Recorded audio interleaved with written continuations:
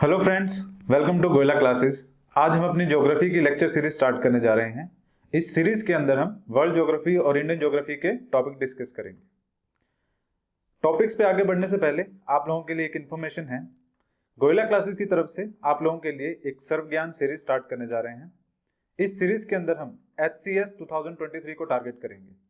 ये सीरीज आपकी जो होगी प्रीलिम फोकस सीरीज होगी। इस सीरीज के अंदर आपका एक कोर्स है प्रयास कोर्स, जिसके अंदर हम HCS प्रीलिम्स GS का जितने भी सब्जेक्ट्स होंगे आपके हिस्ट्री, ज्योग्राफी, पॉलिटी, इकोनॉमी सभी को डिस्कस करेंगे। साथ ही साथ आपका संकल्प कोर्स भी हम स्टार्ट करने जा रहे हैं। इस कोर्स के अंदर आपको टेस्ट सीरीज प्रोवाइड की जाएंगी। इस टेस्ट सीरीज के अंदर आपके 20 टेस्ट होंगे ईच सब्जेक्ट के अंदर, जो कि आपके हर 4 दिन के बाद कंडक्ट करवाए जाएंगे।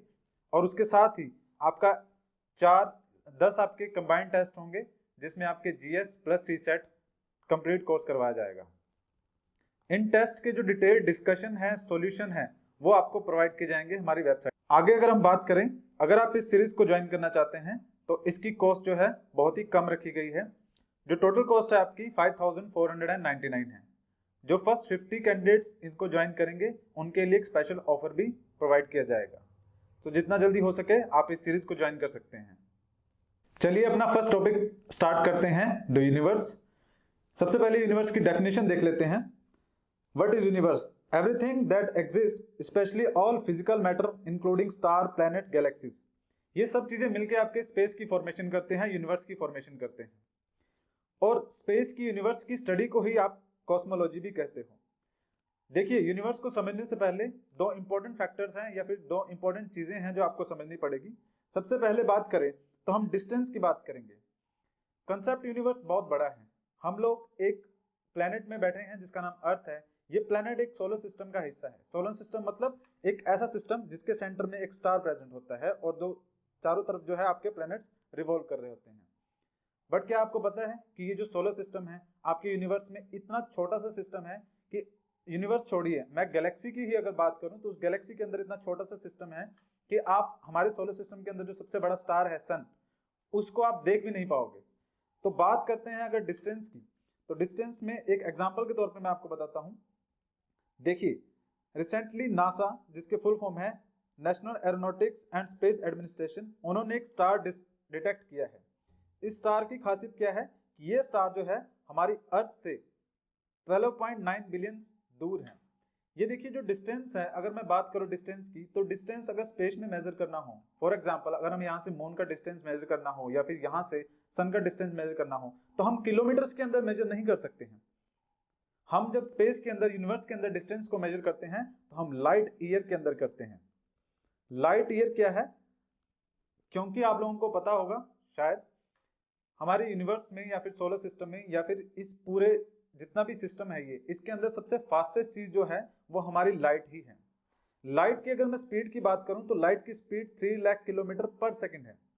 आप इमेजिन कर सकते हो 3 लाख किलोमीटर पर सेकंड। अगर आप एक गाड़ी से ट्रेवल कर रहे हो, फॉर एग्जांपल आप अगर दिल्ली से आगरा की तरफ जा रहे हो या फिर जयपुर की तरफ जा रहे हो, तो मैक्सिमम आपकी जो गाड़ी होती है उसकी स्पीड आप 180 के अराउंड चलते हो। लेकिन ये लाइट जो है वो सबसे फास्टेस्ट चीज है, 3 लाख किलोमीटर पर second. You can only imagine कि 3 लाख किलोमीटर पर सेकंड कितनी फास्ट स्पीड होगी। अगर इस स्पीड से लाइट ट्रेवल करती है अर्थ से, इवन इन दैट केस इस स्टार तक पहुंचने के लिए उस लाइट को 12.9 बिलियन ईयर लग जाएंगे। तो आप इमेजिन कर सकते हो कि वो स्टार कितनी दूर प्रेजेंट होगा। इस स्टार का नाम आपका एरेंडेल है। ये नेम इंपॉर्टेंट है आपके लिए क्योंकि ये रिसेंटली आपका स्टार जो है वो नासा ने डिस्कवर किया है। बात करें हम आगे, तो नेक्स्ट में हम बात करेंगे टेम्परेचर ऑफ द यूनिवर्स के बारे में। टेम्परेचर ऑफ द यूनिवर्स देखिए क्या है। एग्जांपल के तौर पे बात करूं, टेम्परेचर ऑफ द सन की बात करें तो सन, क्योंकि हमारे सोलर सिस्टम में सबसे ज्यादा हॉटेस्ट ऑब्जेक्ट है। हमारे सोलर सिस्टम में कोई भी चीज सन से ज्यादा गर्म नहीं है, जिसका टेम्परेचर सन से ज्यादा नहीं है, ऐसी कोई भी चीज नहीं है। तो अगर मैं सन की बात करूं तो सन का जो हाईएस्ट टेम्परेचर है वो 15 मिलियन डिग्री सेल्सियस है। और जो आउटर एरिया ऑफ द सन है, जैसे कि अगर हम बात करें, जैसे हम अर्थ की बात करें, तो ये अगर आपकी अर्थ है तो top most area of the अर्थ जो है, जिसको हम क्रस्ट भी बोलते हैं, उसका टेम्परेचर नॉर्मली आप देखेंगे आज के टाइम पे 30-35 के अराउंड चल रहा होगा। लेकिन सेंटर ऑफ द अर्थ में जैसे जैसे हम जाएंगे वैसे वैसे टेम्परेचर इंक्रीज होता है। उसी तरह से सेम जो सन है आपका, उसका जो आउटर एरिया है जिसको फोटोस्फीयर भी बोलते हैं, वहां पर टेम्परेचर कम होता है, नियरली आपका 5500 डिग्री सेल्सियस के अराउंड। लेकिन अगर हम सन के सेंटर में जाए, कोर में जाएं, तो वहां पे टेम्परेचर आपको कितना देखने को मिलेगा, 15 मिलियन डिग्री सेल्सियस। तो आप इमेजिन कर सकते हैं कि 15 मिलियन डिग्री सेल्सियस कितना ज्यादा टेम्परेचर होगा। जो वाटर होता है वो 100 डिग्री सेल्सियस पे इवेपोरेट होना शुरू हो जाता है, और हमारे यहाँ पे नॉर्मली टेम्परेचर, अगर मैं राजस्थान की बात करूँ तो 50 से लेके 55 डिग्री सेल्सियस बहुत ज़्यादा टेम्परेचर होता है। गर्मियों में हम 40 से 45 डिग्री सेल्सियस टेम्परेचर भी सहन नहीं कर पाते हैं। तो अगर हम बात करें 15 मिलियन डिग्री सेल्सियस, तो कितना ज़्यादा टेम्परेचर होगा आपका। हमारे यूनिवर्स के अंदर जो सबसे हॉटेस्ट ऑब्जेक्ट है तो वो क्या होगा, एक सुपरनोवा होगा। सुपरनोवा क्या होता है, देखिए सुपरनोवा समझने के लिए हमें पहले स्टार की फॉर्मेशन के बारे में समझना पड़ेगा। स्टार देखिए किस तरह से फॉर्म होता है, सन भी एक स्टार है, उसी तरह से हमारे यूनिवर्स में बहुत सारे बड़े बड़े स्टार्स हैं। सन की मैं बात करूं तो एक मीडियम साइज स्टार है, सन के अलावा ऐसे और भी बहुत सारे स्टार हैं जिनका साइज बहुत ज्यादा बड़ा है। लेकिन सन का एग्जांपल लेके देखते हैं, तो सन की फॉर्मेशन कैसे हुई है। देखिए कोई भी स्टार्स, जैसे सन हो गया, या फिर मैं जुपिटर की बात करूं, जुपिटर, इनकी सभी की फॉर्मेशन सेम है, एक ही तरह से हुई है। सन की अगर मैं पर्टिकुलरली बात करूं तो सन का जो सेंटर है वहां पर आपका क्या है, आपको हाइड्रोजन देखने को मिलेगा। ये हाइड्रोजन जो है वो कॉन्टिन्यूसली हीलियम में कन्वर्ट हो रहा है। अब ये जो हाइड्रोजन से हीलियम में कन्वर्जन चल रहा है, इसको न्यूक्लियर फ्यूजन बोलते हैं। सन के सेंटर के अंदर न्यूक्लियर फ्यूजन चल रहा है, जहां पे हाइड्रोजन हीलियम की तरह हीलियम में कन्वर्ट होती है। अब ये जो कन्वर्जन है, इसकी वजह से एक इंटेंस हीट प्रोड्यूस होती है, जिसकी वजह से सन क्या है, उसकी रोशनी भी हमें मिलती है, और उसकी वजह से टेम्परेचर भी सन का बहुत ज्यादा हाई होता है। ये सुपरनोवा एक्सप्लोजन क्या है, कोई भी जो स्टार है, जैसे कि सन हो गया, जब वो अपने लास्ट स्टेज पे आता है, सन का भी बर्थ हुआ था, किसी भी स्टार का बर्थ होता है उसकी डेथ होती है, सेम उसी तरह से सन का भी बर्थ हुआ था लगभग 4.5 बिलियन ईयर एगो। ये वही टाइम है जिस टाइम पे आपका आज के टाइम पे हमारा जो सोलर सिस्टम है उसकी फॉर्मेशन हुई थी। तो सन की भी डेथ होएगी, किसी भी और स्टार की तरह सन की भी डेथ होती है। जब ये डेथ होएगी सन की, उस टाइम पे एक एक्सप्लोजन होएगा, और उसी एक्सप्लोजन को सुपरनोवा एक्सप्लोजन कहा जाता है। तो आप यहाँ पे अभी तक समझ चुके होंगे कि हमारे यूनिवर्स के अंदर कितने ज्यादा हॉटेस्ट ऑब्जेक्ट भी अवेलेबल हो सकते हैं। नेक्स्ट आगे मूव करते हैं अपनी स्लाइड पे, तो हम बात करते हैं कुछ क्वेश्चंस की बात करते हैं। देखिए कोई भी लेक्चर जो होगा उसमें अगर हम क्वेश्चंस के थ्रू पढ़ें तो ज्यादा इफेक्टिव रहता है, तो आपके लिए इसीलिए क्वेश्चंस लेके आए गए हैं। ये जो क्वेश्चंस आपको प्रोवाइड किए जा रहे हैं, ये आपके प्रीवियस ईयर जितने भी यूपीएससी या फिर स्टेट पीसीएस में क्वेश्चन पूछे गए हैं उनको एनालाइज करके ये क्वेश्चन लेके आए गए हैं। फर्स्ट बात करते हैं, हम क्वेश्चंस रीड करेंगे, उसके बाद लेक्चर की बिटवीन ही आपको इन क्वेश्चन के सॉल्यूशन और आंसर भी मिल जाएंगे। फर्स्ट क्वेश्चन की बात करें, द ब्लैक होल।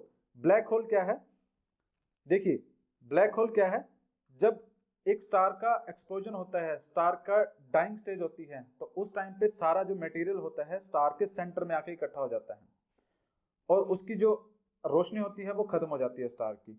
तो उस स्टेज को, वो लास्ट स्टेज को क्या बोलते हैं, ब्लैक होल बोलते हैं, क्योंकि वहां पर इतनी ज्यादा ग्रेविटेशनल फोर्स हो जाती है उस स्टार के सेंटर में कि लाइट भी इवन उसको उससे क्रॉस होकर नहीं जा सकती है, तो वो आपका ब्लैक होल कहलाता है। क्वेश्चन है आपका, the black hole was first made known by, options आपके Hermann Bondi, Rutherford, S Chandrasekhar और सीवी रमन। इस क्वेश्चन का आंसर आपको इस लेक्चर के अंदर ही मिल जाएगा, आप सिर्फ क्वेश्चन को याद रखिएगा। नेक्स्ट क्वेश्चन आपका जो है, द टर्म गोल्डीलॉक्स जोन, काफी इंपॉर्टेंट क्वेश्चन है यूपीएससी के अंदर, स्टेट पीसीएस के अंदर कई बार ये क्वेश्चन पूछा जा चुका है, ऑलरेडी कई बार पूछा जा चुका है। तो क्वेश्चन आपका, the term Goldilocks zone is often seen in the news in the context of, options देख लेते हैं, the limit of the habitable zone above the surface of the अर्थ।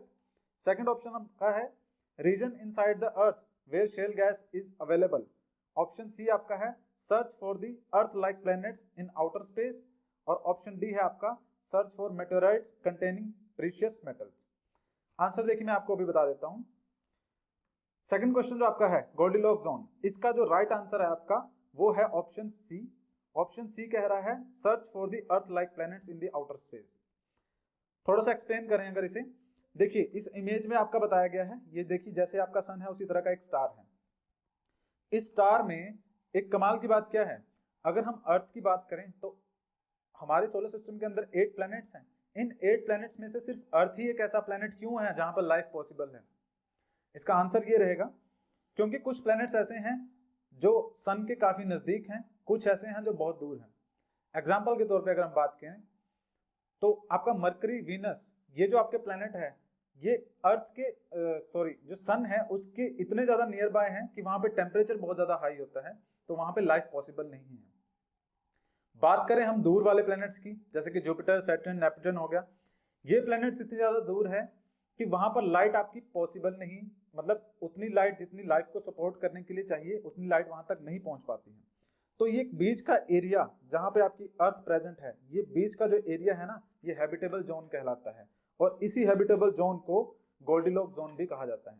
अब ये जो गोल्डीलॉक जोन है, ऐसे ही कुछ और हैबिटेबल जोन को ढूंढने के लिए एक टर्म यूज की गई है, जिसमें हम क्या करेंगे, जैसे हमारा सन है उसके अराउंड जो भी हैबिटेबल जोन है, जैसे कि अर्थ जहाँ पे आपकी स्टेशनरी है, जहाँ पे अर्थ प्रेजेंट है, उसी तरह किसी दूसरे स्टार के अराउंड जो हैबिटेबल जोन है, उस जोन को ढूंढने के लिए आपका ये जो टर्म है आपका गोल्डीलॉक जोन जो है उसके साथ रिलेट करती है।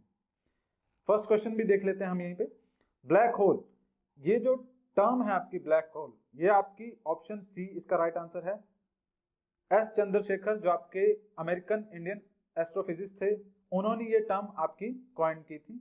इन्होंने स्टार की फॉर्मेशन के ऊपर एक पेपर पब्लिश किया था, जिसके अंदर इन्होंने बताया था कि किस तरह से स्टार का जो बर्थ है वो होता है, किस तरह से स्टार की डेथ होती है। स्टार से रिलेटेड एक क्वेश्चन और बहुत बार पूछा गया एग्जाम में। क्वेश्चन है आपका, देखिए स्टार का जो कलर है ना, रेड कलर, अगर रेड कलर का आपको स्टार दिखाई दे या फिर आपको ब्लू कलर का स्टार दिखाई दे, दोनों में डिफरेंस क्या है? ये रेड कलर का स्टार वो वाला स्टार होगा जो अपने डाइंग स्टेज में होगा, जिस टाइम पे वो मर रहा होगा, और ब्लू कलर का स्टार वो होगा जो अपने उस पीक पर होगा जिस टाइम पे टेम्परेचर सबसे ज्यादा होगा। इसको अच्छी तरह से समझने की कोशिश करिए। तो अगर आप घर में देखेंगे, जब आपका जो गैस का सिलेंडर होता है, जब वो खत्म होने वाला होता है, उस टाइम पे जो फ्लेम होती है आपको रेड कलर की नजर आएगी, और जब नया सिलेंडर आप लगाते हो तो उस टाइम पे जो फ्लेम होती है वो ब्लू कलर की नजर आएगी। तो ये क्वेश्चन प्रीवियसली पूछा गया है कि रेड कलर का जो स्टार होता है, स्टार जिसका कलर रेड कलर का है, वो क्या डिनोट करता है, क्या रिप्रेजेंट करता है? सबसे पहली चीज वो उसकी डाइंग स्टेज को रिप्रेजेंट कर रहा है। दूसरी चीज वो रिप्रेजेंट कर रहा है कि जो स्टार है उसका टेम्परेचर काफी कम हो गया है, और अगर ब्लू कलर का आपको स्टार दिखाई देगा, इसका मतलब उसका टेम्परेचर बहुत ज्यादा है, अपने मैक्सिमम लेवल पे है। आगे मूव करते हैं, एवोल्यूशन ऑफ द यूनिवर्स की बात करते हैं कि यूनिवर्स का जो एवोल्यूशन हुआ वो किस तरह से हुआ। देखिए यूनिवर्स बहुत बड़ा है, अभी तक हमने लेक्चर में समझा उसके हिसाब से यूनिवर्स काफी बड़ा है। तो ये जो यूनिवर्स है इसकी फॉर्मेशन कैसे हुई है, किस तरह से ये इवॉल्व कर रहा है आज के टाइम पे, इसको लेकर 3 थ्योरीज हैं। बेसिकली जो आपकी सबसे इंपॉर्टेंट थ्योरी है वो बिग बैंग थ्योरी है, लेकिन हम 2 थ्योरीज और इसके साथ में पढ़ेंगे। सबसे पहली थ्योरी आपकी स्टेडी स्टेट थ्योरी, जो कि ब्रिटिश साइंटिस्ट हैं आपके sir Hermann Bondi, Thomas Gold and sir Fred Hoyle, इन्होंने प्रोपाउंड की थी। इस थ्योरी के अंदर ये क्या कहते हैं कि जो यूनिवर्स है ना, इसकी जो फॉर्मेशन है वो कॉन्टिन्यूसली हो रही है। स्टडी स्टेट थ्योरी ये कहता है कि जितना भी मैटर है यूनिवर्स के अंदर, उस मैटर की जो डेंसिटी है वो सेम है, डेंसिटी सेम रहेगी, लेकिन जो यूनिवर्स है वो एक्सपेंड करता रहेगा। ये कैसे पॉसिबल हो सकता है?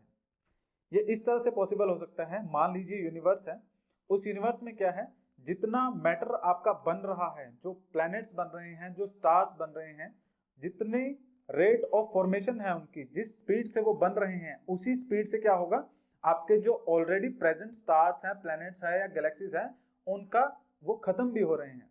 तो क्या होगा, डेंसिटी सेम रहेगी यूनिवर्स की, लेकिन वो एक्सपेंड कर सकता है, उसका साइज इंक्रीज हो सकता है, लेकिन डेंसिटी जो रहेगी, मैटर जो रहेगा, वो सेम रहेगा। अगर हम डेफिनेशन की बात करें तो steady state theory in cosmology, a view that universe is always expanding but maintaining a constant average density with the matter being continuously created to form new stars and galaxy. वही जो हमने बात की कि गैलेक्सीज और stars new form हो रहे हैं, लेकिन जो डेंसिटी है वो कॉन्स्टेंटली सेम है, बराबर है, बनी हुई है। तो यही आपकी स्टडी स्टेट थ्योरी कहती है। नेक्स्ट थ्योरी पे बात करें, जो आपकी थ्योरी है पल्सेटिंग यूनिवर्स थ्योरी, ये कहती है, ये जो पल्सेटिंग यूनिवर्स थ्योरी है ये आपकी बिग बैंग थ्योरी के साथ काफी हद तक रिलेट करती है। पल्सेटिंग थ्योरी आपकी ये कहती है, a variation of the big bang theory है in which universe goes through successive period of expansion and contraction. अगर इसको आसान शब्दों में समझने की कोशिश की जाए तो पल्सेटिंग थ्योरी आपकी कह रही है कि यूनिवर्स जो है वो कॉन्टिन्यूसली एक्सपेंड भी कर रहा है, कॉन्ट्रैक्ट भी कर रहा है, बट ये जो चीज है ये साइमल्टेनियसली नहीं चल रही है। सबसे पहले यूनिवर्स एक्सपेंड करेगा, उसके बाद एक टाइम ऐसा आएगा जब उसकी एक्सपेंशन स्टॉप हो जाएगी, उस एक्सपेंशन के स्टॉप होने के बाद वो दोबारा से कॉन्ट्रैक्ट होना शुरू करेगा। आप इसे बिग बैंग के साथ अगर रिलेट करना चाहें तो आप यूं समझ सकते हैं, अगर प्रीवियस स्लाइड पे मैं आपके लेके चलूं, देखिए यहाँ पर ये जो यूनिवर्स है वो आपका, यहाँ पर आपका जो यूनिवर्स है वो एक्सपेंड कर रहा है, लेकिन उसके बाद एक पॉइंट पे जाके ये मिलता है, मतलब कि कॉन्ट्रैक्ट कर गया, उसके बाद अगेन आपका ये यूनिवर्स है जो एक्सपेंड कर रहा है। तो यही चीज जो आपकी है पल्सेटिंग थ्योरी भी एक्सप्लेन करने की कोशिश कर रही है। नेक्स्ट थ्योरी पे चले, जो हमारी मोस्ट एक्सेप्टेबल थ्योरी है, मोस्ट एक्सेप्टेबल थ्योरी है आपकी, जितने भी एस्ट्रोफिजिस्ट है या फिर एस्ट्रोलॉजर्स हैं उनके द्वारा एक्सेप्ट की गई है। इस थ्योरी के अंदर क्या कहा जा रहा है, थ्योरी का नाम है आपका बिग बैंग थ्योरी।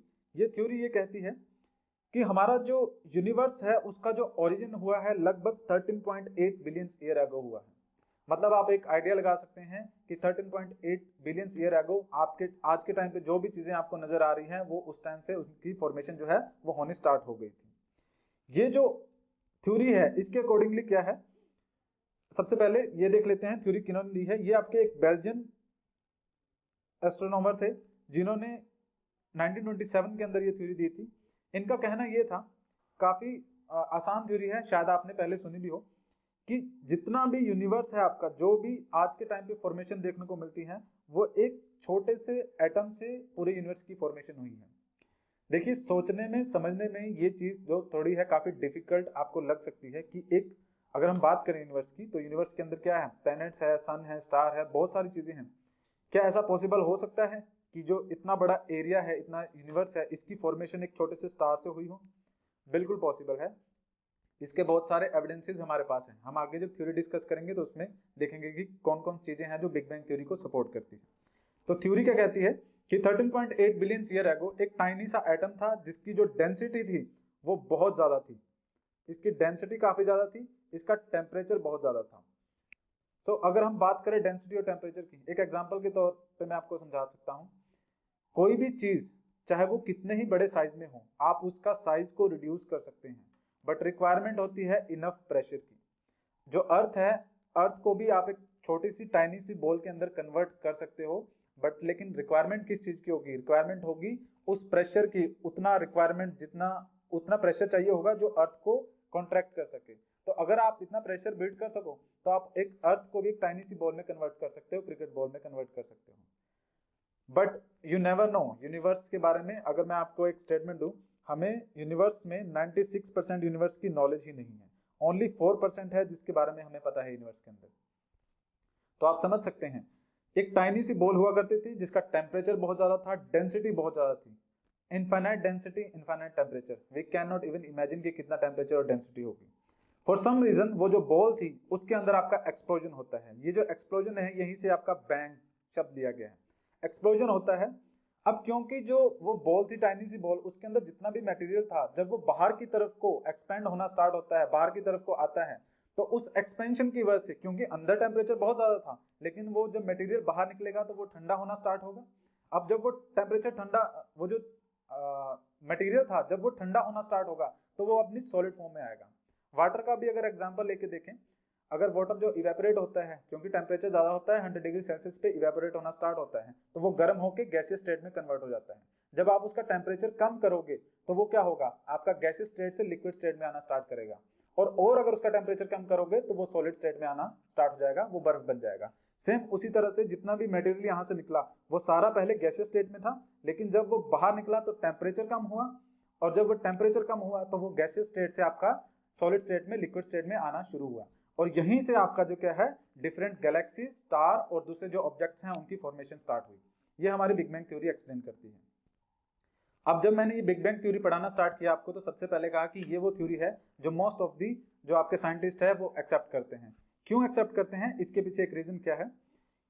अगर मैं बात करूं हमारी गैलेक्सी की, गैलेक्सी देखिए क्या होता है, गैलेक्सी होता है एक ऐसा सिस्टम जिसके अंदर बहुत सारे स्टार्स होते हैं। एक अगर मैं आपको बात बताऊं, जो हमारा प्लेनेट है वो एक सोलर सिस्टम का हिस्सा है। ये जो सोलर सिस्टम है इसके सेंटर में एक स्टार होगा, और ऐसे बहुत सारे स्टार्स एक गैलेक्सी के अंदर आपको देखने को मिलेंगे। गैलेक्सी नॉर्मली आपकी स्पाइरल शेप में आपको देखने को मिलेगी। इस गैलेक्सी के अंदर बहुत सारे स्टार्स होंगे, हमारा सन भी उनमें से एक स्टार है। तो ये जो गैलेक्सी है इसकी फॉर्मेशन इसी यूनिवर्स से हुई है। ये जो एक्सप्लोजन हुआ, स्टार्स की फॉर्मेशन यहीं से हुई है, जितनी भी दूसरी चीजें हैं उन सब की फॉर्मेशन इसी से हुई है। हम पढ़ रहे थे ये जो हमारी गैलेक्सी है उसका नाम है मिल्की वे। हमारी मिल्की वे गैलेक्सी हमारी जो दूसरी नियरेस्ट नेबरिंग गैलेक्सी है, हमारी जो पड़ोसी सबसे नजदीक गैलेक्सी है जिसका नाम है एंड्रोमेडा, इन दोनों के बीच में जो डिस्टेंस है वो क्या है, कॉन्टिन्यूसली बढ़ रहा है। या मैं यूं कहूं कि हमारी जो गैलेक्सी है और जो दूसरी गैलेक्सी है वो एक्सपेंड कर रही है। तो देखिए एक सिंपल सी चीज है, दो पॉइंट अगर हम लेके चलें, ये दो पॉइंट्स हैं, इनके बीच का डिस्टेंस अगर आज आप देखें तो कम है, अगर एक साल बाद देखेंगे तो इनके बीच का जो डिस्टेंस है वो इंक्रीज कर जाएगा। तो उससे होगा क्या, अगर हमें फ्यूचर का पता करना होगा तो हम ऑब्वियसली कैलकुलेट कर सकते हैं कि दो पॉइंट्स हैं, इनके बीच में डिस्टेंस आज इतना है, कल को वो बढ़ रहे हैं, तो मतलब कि एक्सपेंड कर रहे हैं। बट अगर हमें पास्ट का देखना हो तो हम क्या करेंगे, इन दो पॉइंट के जो बीच में जो गैप आ रहा है उसको कम करके देखेंगे कि आज इतना है तो पिछले साल कितना रहा होगा, उससे पहले कितना, उससे पहले कितना। तो एक टाइम ऐसा आएगा जो आपकी ये दोनों जो पॉइंट है ना, इनके बीच का डिस्टेंस खत्म हो जाएगा और ये एक जगह पे आके मिल जाएंगे। सो इस तरह से ये जो हमारा सिस्टम बनेगा ये एक्सप्लेन करता है कि जो बिग बैंग थ्योरी है उसकी पॉसिबिलिटी है ट्रू होने की। तो इसलिए मैंने कहा था कि मोस्ट एक्सेप्टेबल थ्योरी है। आगे हम लेक्चर में बढ़ते हैं, आपने क्वेश्चंस की तरफ बढ़ते हैं आपका। तो जो आपका क्वेश्चन है, who propounded the big bang theory, इस क्वेश्चन का आंसर अभी दे दिया गया है आपको। जॉर्ज लेमेत्रे जो आपके बेल्जियन एस्ट्रोनॉमर थे, उन्होंने आपकी बिग बैंग थ्योरी को प्रोपाउंड किया था, दिया था। नेक्स्ट क्वेश्चन की बात करें, the unit of measuring distance between star is known as, ये भी हमने डिस्कस किया अभी। यूनिवर्स के अंदर हम डिस्टेंस कैसे मेजर करते हैं, लाइट ईयर में मेजर करते हैं। लाइट अगर एक पॉइंट से चलती है दूसरे पॉइंट तक तो वहां तक पहुंचने में कितना टाइम लेती है, उसको बोलते हैं लाइट ईयर। ठीक है, तो नेक्स्ट आगे स्लाइड पे मूव करते हैं। अब सोलर सिस्टम की बात करते हैं। सोलर सिस्टम क्या है, देखिए सोलर सिस्टम मैंने स्टार्टिंग में बताया आपको, कोई भी एक ऐसा सिस्टम जिसके सेंटर में एक स्टार हो और अराउंड दूसरे जो प्लैनेट्स है वो रिवॉल्व कर रहे होंगे, वो आपका सोलर सिस्टम कहलाएगा। डेफिनेशन देख लेते हैं, there are many planetary system like ours in the universe with the planets orbiting a host star. Host star हमारे केस में सन हो जाएगा। Our planetary system is called the solar system because we use the word solar. हमारा जो system है उसको solar system क्यों कहा जा रहा है, क्योंकि हमने वर्ड सोलर यूज किया है। To describe things related to our star after the Latin word sun.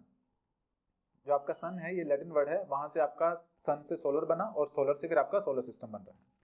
Our solar system consists of our star, the sun, everything bound by its gravity, the planets, Mercury, Venus, Earth, Mars, Jupiter, ये सब planet है आपके। और उसके बाद dwarf planets, वो भी हम आगे डिस्कस करेंगे क्या होते हैं, जैसे कि प्लूटो है आपका।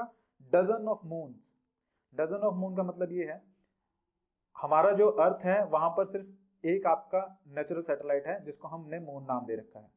बट ऐसा हर प्लैनेट के साथ नहीं है, कई प्लैनेट ऐसे भी हैं जिनके 80-70 सैटेलाइट्स हैं। इसका मतलब क्या है, इसका मतलब ये है कि जब रात के टाइम पे वहां पर रात होगी उस प्लैनेट पे, जब आप रात के टाइम पे देखोगे स्काई में तो वहां पे आपको 80-70 इसके अराउंड आपको चांद दिखाई देंगे, मून्स दिखाई देंगे। आगे बढ़ते हैं, and millions of asteroid, asteroid के बारे में भी हम डिस्कस करेंगे। कॉमेट्स, मेटेओर्स, ये सब चीजें मिलके आपके सोलर सिस्टम की फॉर्मेशन करती हैं। सोलर सिस्टम की जो फॉर्मेशन है मैंने आपको बताया था, जैसे कि सन की जो फॉर्मेशन है वो 4.5 बिलियन ईयर अगो हुई है, क्योंकि सन हमारा सेंटर है सोलर सिस्टम का, तो वो उसी की फॉर्मेशन सबसे पहले हुई है। बाद में आपके जो दूसरे प्लैनेट्स हैं उन चीजों की फॉर्मेशन हुई है। तो solar system is formed about 4.5 billion year ago. और इसकी फॉर्मेशन कैसे हुई है, मैंने आपको बताया कि जो मेनली यूनिवर्स है कंपोज ऑफ द गैसेस है, तो हमारा जो सोलर सिस्टम है ना उसकी फॉर्मेशन भी गैसेस के थ्रू ही हुई है। अगर हम यहां देखें, द क्लाउड, एक क्लाउड था, गैसेस क्लाउड को हम नेबुला भी बोलते हैं। ये जो गैसेस क्लाउड होता है इसको नेबुला भी बोलते हैं। तो हमारे जो सोलर सिस्टम की फॉर्मेशन हुई वो कैसे हुई, द क्लाउड एक गैसेस क्लाउड था जो कोलैप्स कर गया। कोलैप्स कर गया किस वजह से, एक शॉक वेव जो जनरेट हुई है नियर बाय एक्सप्लोडिंग स्टार। हमने बताया आपको जब स्टार एक्सप्लोड करेगा डाइंग स्टेज में, जब एक्सप्लोड करेगा उसके बाद ब्लैक होल की फॉर्मेशन होगी, और जब वो एक्सप्लोड करता है enormous amount of energy release होती है। ये सारी एनर्जी क्या करती है, इस एनर्जी की वजह से, अकॉर्डिंग टू दिस फॉर्मेशन, इस एनर्जी की वजह से क्या हुआ, आपका एक शॉक वेव जनरेट हुई और जितनी भी गैसेस का जो गैसेस का क्लाउड था ये आपस में कोलैप्स कर गया। इसके कोलैप्स होने की वजह से आपके सेंटर में सन की फॉर्मेशन हुई और उसके अराउंड जो दूसरे प्लैनेट्स हैं उनकी फॉर्मेशन आपको देखने को मिलती है। नेक्स्ट आगे मूव करते हैं। Structure of the solar system की बात करें, the order and arrangement of the planets and other bodies in our solar system is due to the way of the solar system form. Simple सी बात कह रहे हैं कि जो स्ट्रक्चर और फॉर्मेशन है उसके पीछे आप क्या ही लॉजिक दोगे। यहाँ पर ये कह रहे हैं कि जो फॉर्मेशन हुई है वो इस वजह से हुई है क्योंकि हमारा सोलर सिस्टम क्रिएट ही कुछ इस तरह से हुआ। सेंटर में सन है और उसके चारों तरफ आपका जो है प्लैनेट्स है, दूसरी चीजें जो ऑब्जेक्ट है वो रिवॉल्व कर रहे हैं। नियरेस्ट टू द सन जो चीजें हैं वो आपके क्या है, रॉकी मटेरियल है। सन के नजदीक क्या है ना, रॉकी मटेरियल है। जैसे कि आपके कुछ प्लैनेट्स है जो कि मरकरी, वीनस, अर्थ और मार्स हैं। इनको टेरेस्ट्रियल प्लैनेट्स भी कहा जाता है और ये स्मॉल है साइज में। इसके अलावा जो दूसरे प्लैनेट्स हैं जो कि आपके मार्स के बाद स्टार्ट होते हैं, वहां पर आपको आइसी और लिक्विड या फिर गैसेस स्टेट में आपको प्लैनेट्स देखने को मिलेंगे। जैसे कि जुपिटर हो गया, सैटर्न हो गया, या आपके आइस जाइंट्स यूरेनस और नेपच्यून हो गए। क्योंकि नेपच्यून और यूरेनस तो जो आपकी जो सनलाइट है काफी कम पहुंचती है क्योंकि काफी ज्यादा दूर है, तो उस वजह से वो आपके आइस जाइंट्स भी कहलाते हैं। तो आज का जो लेक्चर है हमारा, उसके अंदर आज हमने क्या पढ़ा है, हमने यूनिवर्स की फॉर्मेशन के बारे में पढ़ लिया, सोलर सिस्टम के बारे में पढ़ लिया, कौन कौन सी चीजें मिलके यूनिवर्स की फॉर्मेशन करती है या फिर सोलर सिस्टम की फॉर्मेशन करती हैं, ये सब चीजें देख ली। हमने कुछ इंपॉर्टेंट क्वेश्चन भी डिस्कस किए हैं जो प्रीवियस ईयरली आपके यूपीएससी या फिर किसी भी स्टेट पीसीएस ने पूछे हैं। सो हम इसी तरह से आगे जो अपने लेक्चर को कंटिन्यू रखेंगे, क्वेश्चन आंसर्स के थ्रू हम इसको पढ़ेंगे। हमने आपको लेक्चर के स्टार्टिंग में ही अपने कोर्स के बारे में डिटेल में आपको सब समझा दिया है।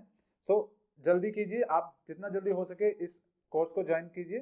तो आज के लेक्चर में फिलहाल आप लोगों के लिए इतना ही है। आगे हम फर्दर जितना जो टॉपिक रहता है वो नेक्स्ट लेक्चर में कंटिन्यू करेंगे। तब तक के लिए थैंक यू, धन्यवाद।